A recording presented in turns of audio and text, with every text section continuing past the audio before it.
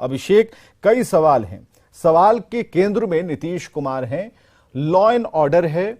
अब ये बताइए कि अब माननीयों की पैरवी लगेगी तब एफआईआर होगा, 24 घंटे की जगह 20 दिन बाद होगा। ये क्यों हो रहा है? और ये सवाल आज हम नहीं पूछ रहे, कोई जनता नहीं पूछ रही, बल्कि वो प्रतिनिधि पूछ रहे हैं जिन्हें बहुत आशा और भरोसे के साथ उस सदन में भेजा गया है। को अपने सवालों को पूछने का अधिकार है। 30 सेकंड का वक्त लूंगा। जो नियमावली हो सकता है बहुत सारे लोगों को इस बात की जानकारी नहीं भी होगी। अगर किसी के साथ भी कोई घटना घटती है, लगता है कि कॉग्निजेबल ऑफेंस है, तो वो थाना में जा सकते हैं, अपनी बातों को कह सकते हैं।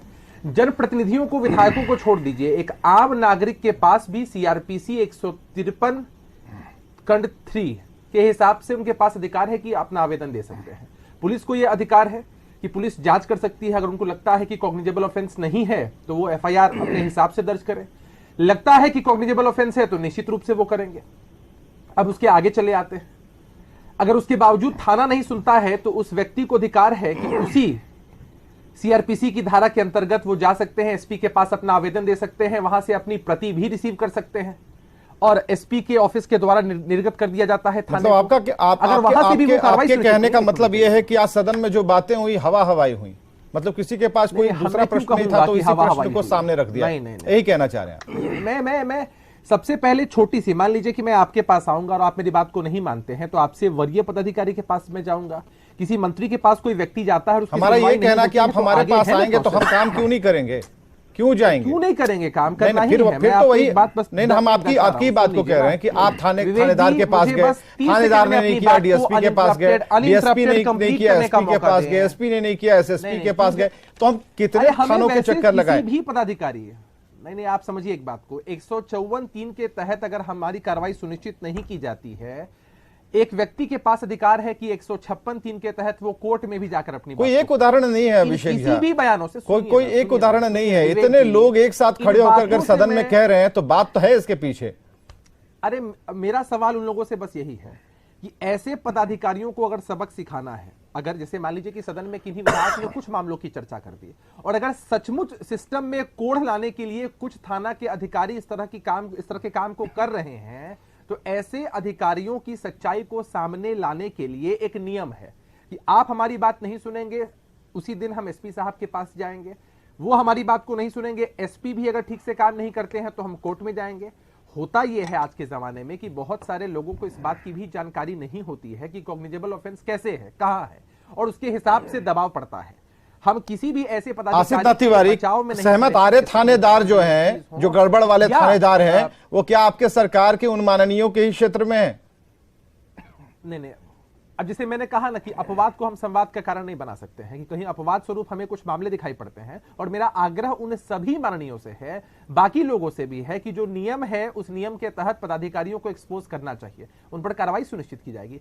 कई ऐसे उदाहरण सामने हैं, लेकिन उस बाबत अगर हम पूरी पुलिसिंग पर सवाल उठा दें, पूरे पुलिस महकमे पर सवाल उठा दे, तो आपको सवाल तो आपके ही लोग उठा रहे हैं। मनोबल को आप मत कहिएगा कि मीडिया वाले उठा रहे हैं, मनोबल को नहीं गिरा सकते। नहीं, ठीक है ना, हम ये भी नहीं कहेंगे, वो भी तो आम जनता है। अगर जनप्रतिनिधि है तो वो भी तो आम जनता है। पहले परसेप्शन की बात, उनके पास तो आ रही है खबरें, और किसी एक व्यक्ति की खबर पर सदन में बात अगर उन्होंने उठाई गई, हुजूम आया होगा उनके पास जो कि पीड़ित होगा, तभी यह सवाल सदन तक पहुंचा। एक बात बताइए, हर पीड़ित को न्याय दिलाना सरकार का काम है, और परसेप्शन की भी बात होती है। किन्हीं के साथ बिटर एक्सपीरियंसेस होते हैं तो उसके आधार पर बोलते हैं, बोलने की आजादी छूट किसी को भी है। अरे आपके चैनल पर खबरें निष्पक्षता के साथ दिखाई जाती हैं, लेकिन उसके बाद अच्छा उदाहरण आपके सामने है ना, सोशल मीडिया के माध्यम से हम लोग देखते हैं कि किस तरह से कहां हीनियस क्राइम। ठीक है, ये आपका पक्ष हो सकता है। हम जरा विपक्ष की तरफ भी बढ़ते हैं। संतोष पाठक हमारे साथ है। 30 सेकंड, बस 30 सेकंड मुझे कंप्लीट करने दीजिए। मैं बस ये कह रहा हूं कि सिर्फ माननीयों के प्रभाव में ही अगर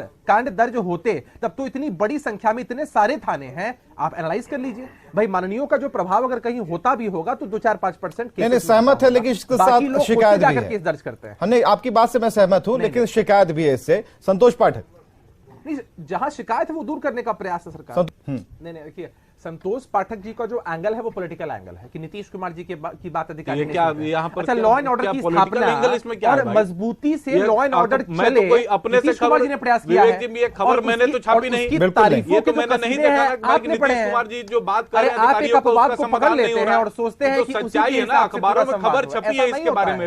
विवेक जी आपने भी पढ़ा है, अभिषेक जी ने भी पढ़ा है, अगर राजनीतिक दल के सदस्य हैं, डीएसपी साहब बैठे इन्होंने भी पढ़ी है ये बात। अब मेरी बात सुन लीजिए ना, मैंने आपकी बात में आपको टोका नहीं था। नहीं अभी टर्न तो मेरा था ना, आप ना बीच में आ गए। विवेक जी ने मुझे मौका दिया, मैं अपनी बात तो कह रहा। ठीक है तो जो नहीं ठीक है तो टू द पॉइंट बात कीजिए। नहीं पाठक जी ने जो पूछा उस इकबाल के बारे में पूछा, वो क्यों नहीं बन पा रहा, हम क्यों आगे जाएंगे, हम डीएसपी के पास क्यों जाएंगे, दारोगा है ना भाई, हम डीएसपी के पास क्यों जाएंगे, एसपी के पास क्यों जाएंगे, कब जाएंगे, क्यों जाएंगे, ऐसी व्यवस्था में क्या आप तो मानेंगे ना कि यहाँ पर हमारी व्यवस्था में कुछ गड़बड़ी है।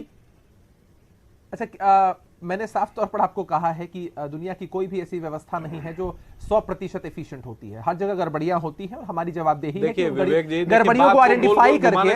अरे सुन तो लीजिए, फिर मैं आपको बोलने नहीं दूंगा, आपने मेरी बात कंप्लीट ही नहीं होने दी। देखिए हमारी जहां जवाबदेही हम पीछे हटने की बात नहीं करते हैं, लेकिन ये लोग हर एक थानेदार को, हर एक थाने को, हर एक ऑफिसर को अगर एक ही चश्मे से देखते हैं तो क्या ये पुलिस विभाग को डिमोरलाइज करने की साजिश नहीं है? चल रही है। अच्छा राजनीति करने के लिए आप क्या करिएगा? सरकार को बचाने के क्रम में जो सरकार पिछले साल भर से सरकारें हैं वहां क्राइम होते हैं, क्या विषय निकलेगा इसमें? करते हैं।